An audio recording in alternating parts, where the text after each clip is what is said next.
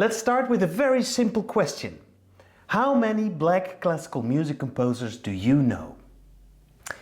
Well, probably none, and don't worry, I don't blame you for it, but it shows how very wide classical music history is. It lacks black role models, and Beethoven actually had the chance to create one, but by changing his mind he missed out on the opportunity.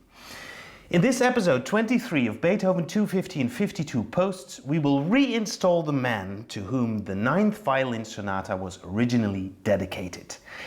The Bridgetower Sonata.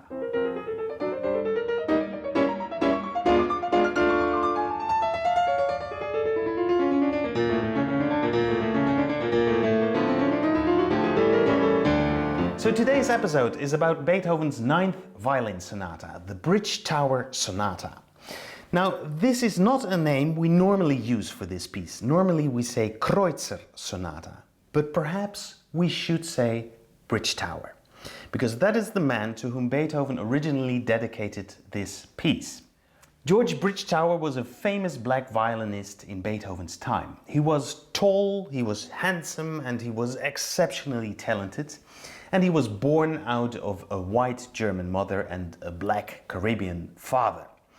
Now, the mix of both a white and a black parent was called mulatto at the time, which is a word we wouldn't use today anymore because mulatto has a very bad meaning, but that was the word they used to describe someone of mixed race.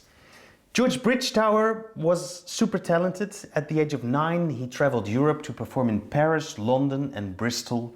And the later King George IV was so impressed by his talent that he took care of his education during the start of George's musical career.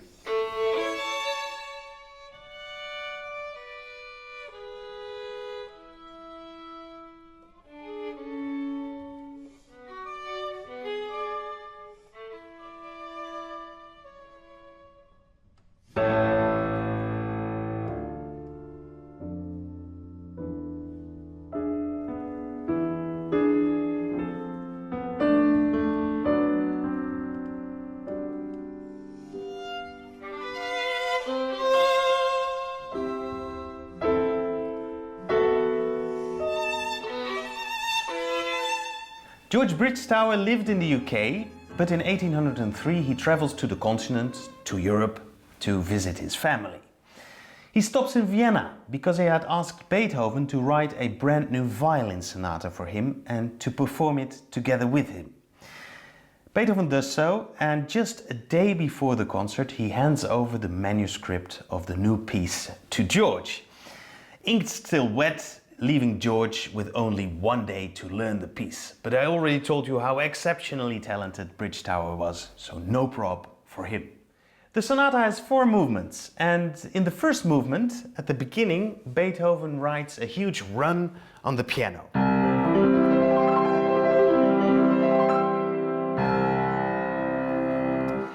Now this part is supposed to be repeated, and Beethoven and Bridgetower do so during the concert. But when Beethoven plays it for the second time, Bridgetower spontaneously imitates it on his violin. And Beethoven is astonished by it.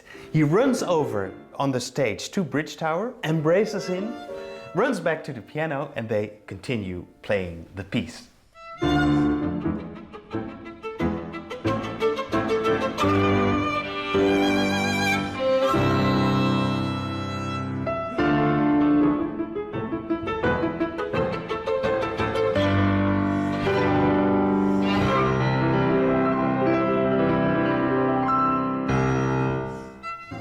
So it's no surprise that the premiere of this piece was a huge success.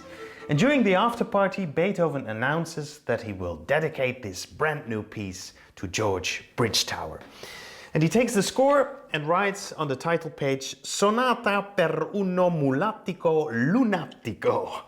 Sonata for a lunatic mulat.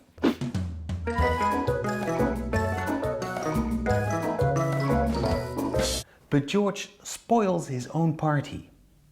He had a fine eye for the ladies, but he makes a misplaced remark about one of them to Beethoven. Beethoven knew the lady, and Beethoven, being Beethoven, was furious about it. He demands Bridgetower to give back the manuscript and he withdraws the dedication. Instead, now he will dedicate it to Europe's greatest violinist, Rudolf Kreutzer. And that's how we know this famous piece as the Kreutzer Sonata instead of the Bridgetower Sonata. All because of a woman.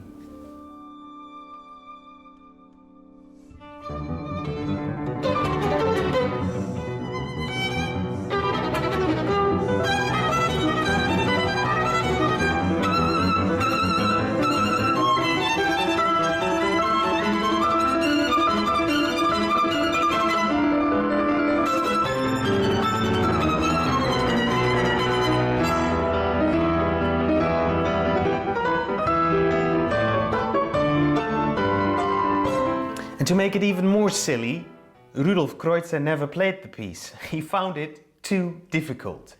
And George Bridgetower never saw Beethoven again. He died in 1860 in the south of London. His house was even demolished in 1970. But now, hopefully, his name is not forgotten. Whenever you hear or whenever you play the Ninth Violin Sonata of Beethoven, please call it the Bridgetower Sonata, because he deserves it. That's it for today. Please donate via the link below if you want to support my series. Like and share it with your friends or subscribe to my channels to stay in touch. And see you next week. Obama out.